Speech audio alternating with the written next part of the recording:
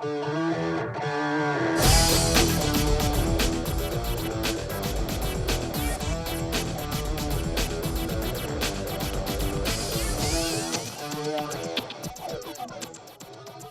tal? ¿Cómo están? Muy buenas tardes. Bienvenidos una semana más a Vigo a Debate, en Televigo, en la semana y el día después. Es la semana después y el día después. Es la semana después de las elecciones y el día después de que Pedro Sánchez y Pablo Iglesias hayan firmado un preacuerdo de gobierno, que todavía tiene que contar con el apoyo de las restantes fuerzas políticas para que las matemáticas cuadren, unas matemáticas que hoy hemos conocido que se han complicado un poquito más después de que el PNV haya perdido un diputado que se ha quedado el Partido Popular por el recuento del censo electoral en Vizcaya. Bueno, pues esta situación y este panorama es el que tenemos ahora mismo por delante, un preacuerdo entre Partido Socialista y Unidas Podemos, con esa fotografía que nos ha dejado incluso un abrazo entre Pedro Sánchez y Pablo Iglesias, o entre Pablo Iglesias y Pedro Sánchez, como ustedes lo quieran ver, y una situación, un presente y un futuro que queremos analizar, como siempre, en este espacio, con nuestra mesa política que ya nos acompaña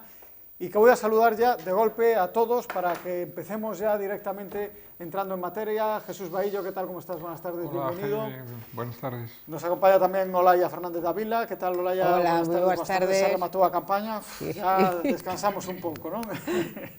Manuel Pérez, Manolo, ¿qué tal? ¿Cómo estás? Hola. Buenas tardes. Buenas tardes. Y nos acompaña también como portero suplente, como decía él, Manu Orío. Manu, ¿qué tal? Buenas tardes. Buenas tardes. Y desde aquí queremos enviar un abrazo muy fuerte a Manuel Soto, que seguro que nos está siguiendo desde casa y que hoy no nos ha podido acompañar. Esperemos que, y seguro que muy pronto se va a recuperar y va a estar de nuevo con nosotros. Bueno, ojalá. Esta es la fotografía que os planteo. Un resultado electoral que a algunos seguro que sorprendió, aunque la verdad es que muchos sondeos ya predecían el resultado que las urnas arrojaron, menos efectivamente el del CIS, que daba un resultado completamente distinto. Visto el panorama que tenemos hoy, yo creo, no sé, ¿qué hacemos? Empezamos por lo pasado, por lo que ha ocurrido en la última semana, este análisis. ¿Quién se ha equivocado? ¿Quién no se ha equivocado? ¿Quién tiene la culpa? ¿Quién ha salido ganador? ¿Quién ha salido perdedor? Yo creo que el ganador, todo el mundo lo tiene claro, ha sido desde luego Vox, con ese despunte que ha tenido, pero hay quien empieza a decir ya que el voto de Vox es un voto soufflé, propiciado sobre todo por la situación, por la sentencia del Procés, por también la exhumación de Franco y un sentido nacionalista español que ha despuntado con todo este pozo que se ha ido generando en los últimos años y especialmente en las últimas semanas y los últimos meses. ¿Estáis de acuerdo o creéis que Vox ha llegado para quedarse? Y para quedarse con mínimo 52 escaños. Yo creo que Vox ha llegado para quedarse y sobre todo en la medida en que la situación con algunas comunidades autónomas y regiones españolas se mantenga en la misma situación, fundamentalmente en el caso de Cataluña, pero también en el País Vasco y sobre todo por el efecto... 2 escaños en Barcelona, ¿eh? Sí, claro, y sobre todo por el efecto que el fenómeno de Cataluña pueda tener sobre Baleares, Navarra y Valencia. Es decir, el Estado en este momento está viviendo una situación tan crítica que no se recuerda, quizá en los años 30, ¿no? O en el cantonalismo del que Manu es un experto, ¿no? Por tanto, yo creo que el tema de Vox no es un tema pasajero. ¿Quiénes han sido los culpables? En mi opinión, claramente Rivera y Pedro Sánchez.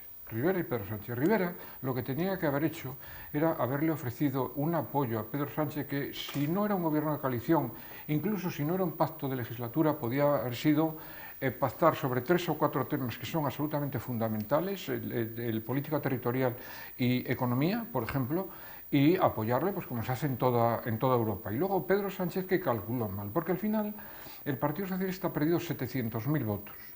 Podemos ha perdido otros 700.000 votos, pero es que además, mientras Rivera ha perdido 3 millones de un golpe, ¡pum!, se ha desplomado, Podemos ha perdido también casi 3 millones, lo que pasa que en cómodos plazos. Es decir, pasó de 6 millones a 3 millones. Por lo tanto, se lo tienen que hacer ver también. Realmente, en una primera lectura y con respecto a las elecciones, Esa es mi opinión. En incómodos plazos, diría yo. Sí, en incómodos plazos. En incómodos plazos. A ver, contarme por aquí, por el lado de la izquierda de la mesa. A ver, bueno, en relación a... Bueno, primeramente decir que dentro de que eu hai un mes e pico dicen que me parecía que era un gravísimo error que convocaran novas eleccións e tal, que o único que esperaba era aproveitar ese error para que o nacionalismo volvera a estar nas Cortes. En ese sentido, porque non puxen o BNG como os en triunfadores. ese sentido decir que, bueno, votamos en falta ese escaño por Pontevedra, pero bueno, nos confirmaremos co da Coruña que será para toda Galicia. Tendrá que traballar moito máis do que tiña previsto, pero bueno, é moi bo desde o meu punto de vista que o nacionalismo volva a estar nas Cortes Xerais, non?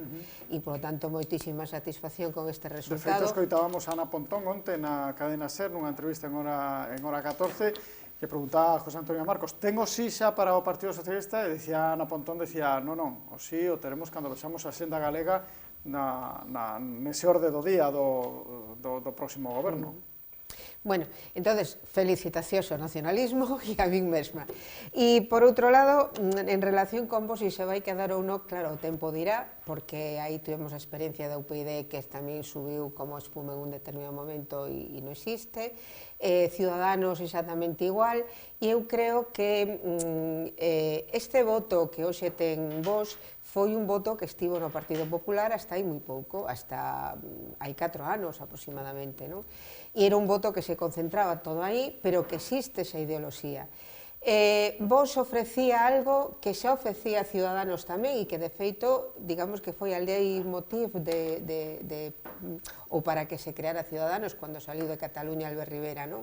É dicir, eliminación de autonomías, etc. Ciudadanos non chegou a tanto como decir que había que ilegalizar a diferentes partidos que hai no Estado, nacionalistas, independentistas, etc.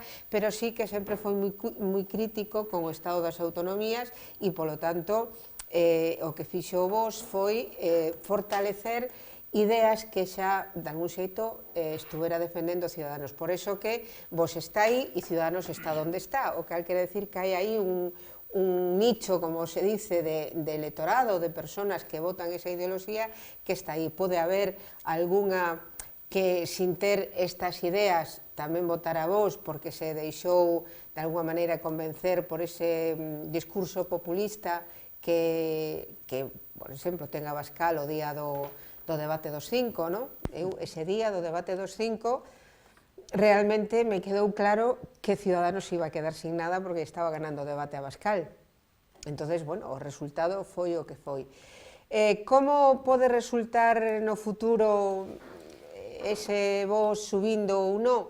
Pois eu creo que vai a depender moito de como xestionen os que hoxe van a chegar a un acordo de goberno os tempos en que van a estar gobernando e se van a ser capaces, efectivamente, de asumir con responsabilidade política o suficiente como para rematar a legislatura, cosa que decía onte Pedro e tal, e que, bueno, podemos ter dúbidas, pero en Portugal, por exemplo, uns acordos ou uns pactos parecidos non só aguantaron 4 anos, sino que aguantaron 4 anos con grandísimo éxito, non?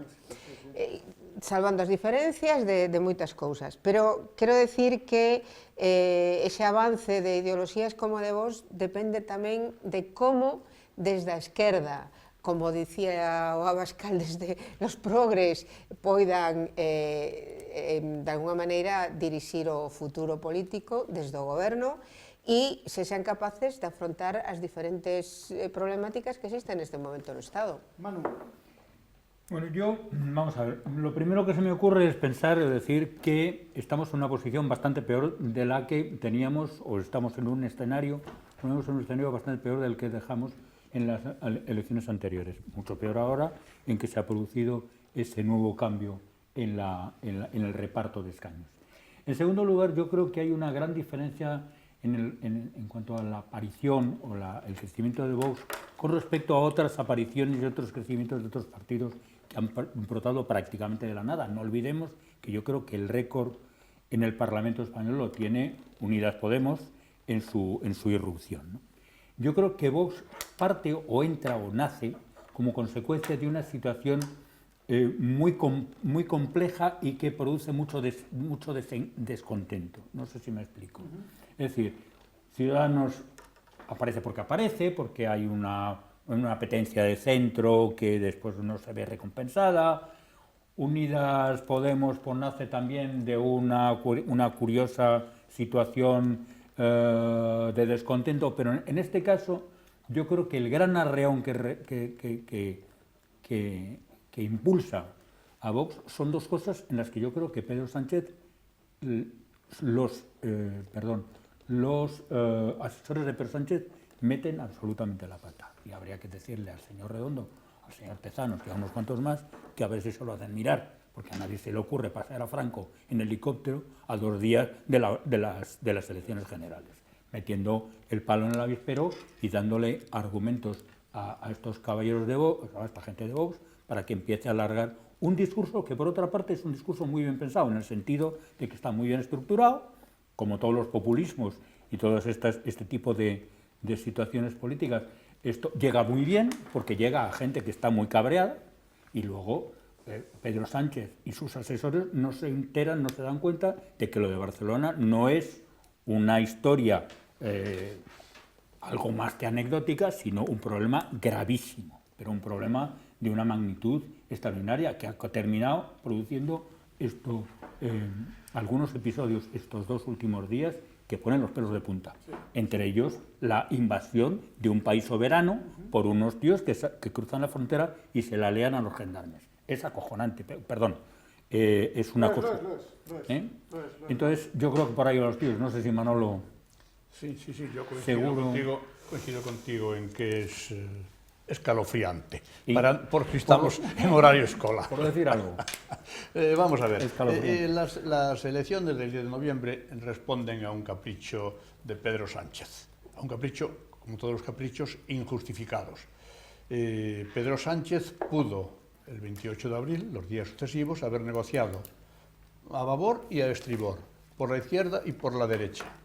Alguien le comió el tarro para decir, oye, que en unas próximas elecciones vas a sacar 150, evidentemente vas a estar políticamente mucho más fuerte y en consecuencia vas a poder justificar esa reclamación tuya de, señores, vótenme porque soy el que tiene más votos y además tiene más votos en un número amplio. Un poco lo que pasaba en Portugal con otros planteamientos, pero claro, el señor Costa en Portugal, que ahora tiene 106, cuando la mayoría absoluta en Portugal son 116, bueno, está bien próximo a la mayoría absoluta.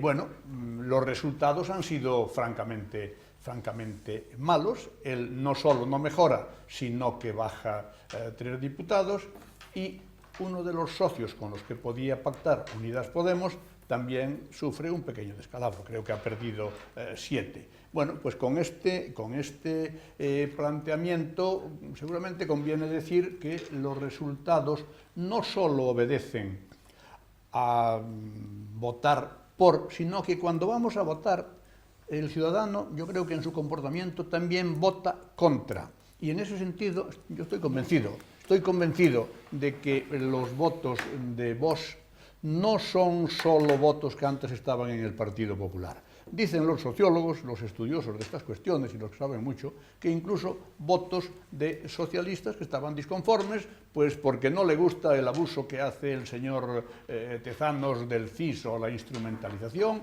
o los viernos... Lo ha convertido en una payasada. O los viernos gloriosos.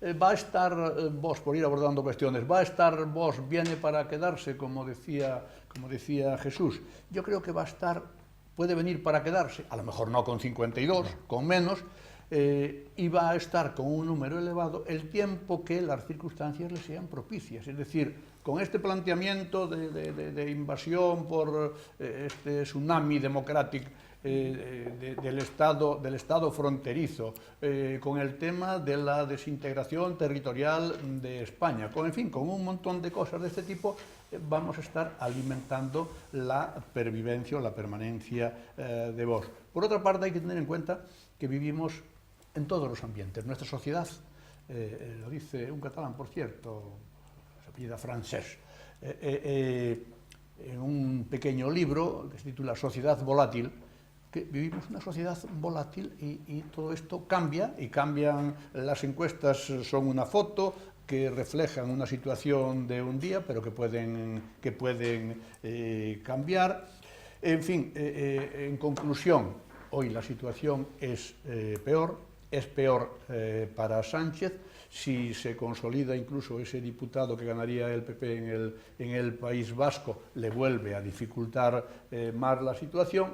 Y creo que lo que a muchos nos molesta es que nos llame imbéciles de manera directa o indirecta. Era enemigo, y termino, enemigo acérrimo, no podía dormir tranquilo con Pablo Iglesias en el gobierno. Parece que Pablo Iglesias... Esto es dicho el día 4 de este mes, hoy es día 13. Bueno, eso es un argumento, el que dices tú. 9 días después resulta que es su amigo del alma, el gran abrazo. No, mire, señor Sánchez, usted ha tenido que apearse porque lo que seguramente no era aceptable bajo ningún concepto era unas terceras elecciones. Mucho me temo que ese gobierno en el que yo estaba preocupado, pero antes aquí fuera de antena, digo preocupado en clave de ironía, por el futuro de doña Carmen Calvo, que es una ilustre jurista que a mí me sorprende, entre comillas y respetuosamente, las tonterías que dice y las justificaciones que pretende hacer, que además fue la negociadora anterior. Parece ser que ella va a seguir siendo vicepresidenta. Bueno, pues a ver si con 3 vicepresidentes el señor Sánchez duerme tranquilo. Los que creo que no vamos a dormir tranquilo vamos a ser el 95% de los españoles. Eso si ese pacto se sustancia, que esa es otra, pero bueno. Es que yo creo que en el tema del pacto, yo ayer me quedé, solo un paréntesis, la extrema derecha, que no la hemos tenido en España, porque la gente de extrema derecha estaba dentro del Partido Popular, la extrema derecha organizada, hemos estado 40 años sin ella. Ha aparecido hace 4 días, como quien dice, con la fuerza que tiene, y eso es por algo. No, pero yo quería decir otra cosa. Sí, pero yo creo que no todos los votos que ha obtenido Vox son de esa extrema derecha. En absoluto. No hay 3 millones y medio de extremistas en este país. En absoluto. Es que la extrema derecha en Europa, por ejemplo, responde a otra serie de planteamientos. En Francia lleva mucho tiempo, por supuesto en Holanda, en Alemania, en Italia, etc. Es el tema de los movimientos migratorios y todo el proceso que se está sufriendo en la Unión Europea, masivo de inmigración, que de alguna manera habrá que regular. Pero en el tema del pacto, yo ayer cuando me dijeron, oye, que ha pactado con Podemos y que va a ser vicepresidente este chico, Pablo Iglesias, yo me quedé estupefacto y además alarmado, porque claro, el argumento que yo daría, solamente el argumento que daría ahora es coger y decir, mira, ¿qué pienso yo sobre el pacto? Vamos a poner aquí en un vídeo lo que pensaba Sánchez a lo largo de estos 2 años hasta hace 3 días. Esos son los argumentos, no hay que dar más. Resulta que va a tener como socio a un partido y a un líder que tiene claramente asumido la necesidad de un referéndum de autodeterminación en Cataluña. Por cierto, está en la cárcel. Claro, por cierto, inconstitucional e ilegal. Está en la cárcel. Un partido que tiene asumido como un concepto básico el tema de la autodeterminación. Parece mentira en un profesor de ciencia política, aunque sea un PNN, ¿no? El tema de tiene asumido el tema de que... ¿De Pablo Iglesias? A Pablo Iglesias, claro. Sí. Ah, vale. Sí, no, hablo del socio de Pablo, hablo del socio de Pedro Sánchez. Ah, vale. Sí, es decir, su socio tiene asumido el tema de la autodeterminación, el tema del referéndum, el tema de que en España hay presos políticos, cosa que no es cierta, y luego ya no digamos el proyecto económico. Yo hablo todos los días con empresarios, claro. Esto solamente tiene un atractivo muy curioso, y es cuando ahora, si se forma ese gobierno, que yo lo creo que se va a formar al 95%, pero hay un 5% que me huele a táctica, y porque es un preacuerdo, y veremos pasado un tiempo si a lo mejor con esto lo que no se está forzando es que desde determinados sectores políticos, es decir, el Partido Popular fundamentalmente, Ciudadanos, etcétera, no se alarme y digan, oye, vamos a dejarte gobernar tú solo y no te preocupes, pero con Podemos no. Yo eso tampoco lo descarto, porque es un preacuerdo. Yo tampoco lo descarto. Claro, es una táctica, y ya termino. Y luego esto va a tener un atractivo si se produce la formación de ese gobierno, que sigo dudándolo, y es que lo vamos a pasar... Sigues dudándolo en un 5%. Sí, en un 5%. Sí, en un 5%, seguimos dudándolo. Y luego va a tener el atractivo de que vamos a sentar a Irene Montero, a Pablo Iglesias, a los que sean, a los que vayan, y bueno, ahora vamos a empezar con la reforma laboral, vamos a empezar con el salario mínimo, vamos a empezar con los desahucios, y se van a encontrar, claro, y se van a encontrar con la cruda realidad de que todo lo que han estado predicando a lo largo de estos años es absolutamente inviable, que ese es el problema. Es el eterno juego del Claro, gobierno y la oposición. claro. A ver, digo que a mí no sé por dónde, que non sei por dónde empezar porque... Empieza por Manu. No, porque os tres estades na mesma posición. No, tú estás en outra. Eu estou nunha posición Yo es la que he distinta, defendido toda mi vida, o sea, que yo también. non son votante PSOE, non son votante Podemos, teño, por suposto, as miñas críticas a ambos os dous partidos e un posicionamento moi contrario a moitas cousas das que fan, pero es que non sei como decirlo, non porque sea políticamente correcto ou non, sino para que se entenda. Decíades Manolo Ibaillo, o Manolo Orero Ibaillo, que como é posible que de unha noite para mañán se cambiara de posición. Como é posible que o Partido Socialista Obrero Español non teña nada que ver hoxe co Partido Socialista Obrero Español que se presentou ás eleccións de 1977 ou que ganou no 1982? Nada que E que ver. non ten nada que ver, ni siquiera na visión do Estado plurinacional que recoñecía no famoso Congreso de Suresnes. Entonces, a política é algo que vai cambiando. E eu o que vexo... Pero en 24 horas, Olaya... Non, as cousas en política... Non quero tomar partido, Mira, as pero cousas bueno. en política que se deciden en un par de horas non se deciden en un par de horas porque se acordaron en ese par de horas. E que en ese par de horas culmina o millor meses de traballo ou anos incluso de traballo ou de evolución nos cambios que se fan. Eso é así. Tú crees que en política non se move nada e que estamos non sei que e de repente se move, pero se move porque hubo... Pero entón, o que ten que ser, neste caso, Pedro Sánchez é máis prudente Bueno, a hora de a ver, decir pero públicamente que era... non dormiría ben. Bueno, sí, a veces hai que controlar as cousas que se dicen. Eu que non sei, e se foi Pedro Sánchez a súa cabezanería de Tezanos, de Iván Redondo. El Redondo, que iba a decir Recondo, ¿no? Redondo, os responsables únicos de a convocatoria de eleccións, ou que se viu Pedro Sánchez polo peso de determinados jefes do Partido Socialista na necesidade de convocar as eleccións porque non podía facer outra cosa na chegada de acordos naquel momento con Podemos, ¿no?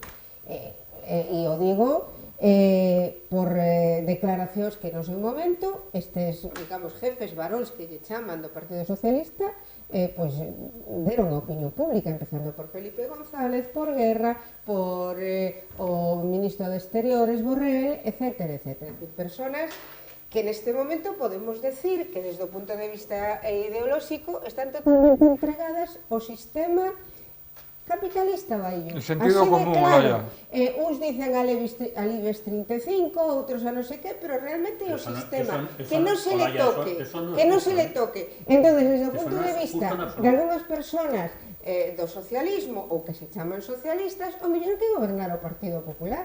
Bueno, de feito, hai 4 anos lle deron o voto. Bueno, o facilitaron. Eso é... Bueno, facilitaron a presidencia coa súa abstención. E logo, dices, que non saben como vos chegou aí e como o PP se desmembrou e tal. Bueno, pois, pasaron moitas cousas no PP. Para empezar, a corrupción. Para empezar, a corrupción. Porque todos os partidos políticos poden ter corrupción. Sí, algúns máis que outros, pero algúns, como no caso do Partido Popular, é que xa era un desastre, porque non había un sitio onde non aparecera unha persona destacada do Partido Popular fora do goberno central, fora dun goberno autonómico, fora dun goberno municipal. Déixame que abramos ese melón máis tarde, vale? Porque senón non vai dar tempo a dar resposta porque son demasiados... Non, que esta mesa parece que está máis interesada en que gobernar o Partido Popular a que o Partido Socialista chegara a un acordo con alguén. Bueno, esta mesa está analizando... Pero hay una cosa que yo sí que me gustaría apuntar, si me dejáis muy brevemente como periodista, y es hablando de estas cosas de que los partidos políticos dicen un día una cosa y otro día otra. Esto, en los viejos tiempos, ese tema estaba muy penalizado.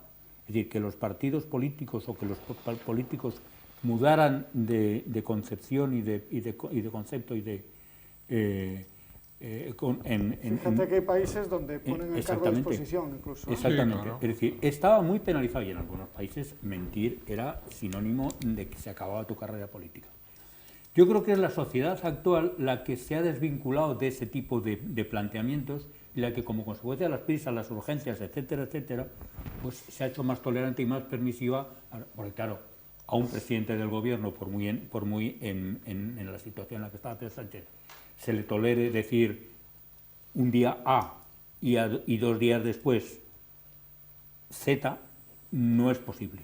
No es posible, en mi opinión, en un partido, en un país, que esa situación se tenga en cuenta, la situación de que hay que exigir a los partidos políticos y a los políticos coherencia en el lenguaje y coherencia en el comportamiento. Dame un segundito, porque vamos a hacer una parada y de verdad, Manolo, que a la vuelta tienes tú la palabra el primero, ¿de acuerdo? Un alto para publicidad y volvemos enseguida.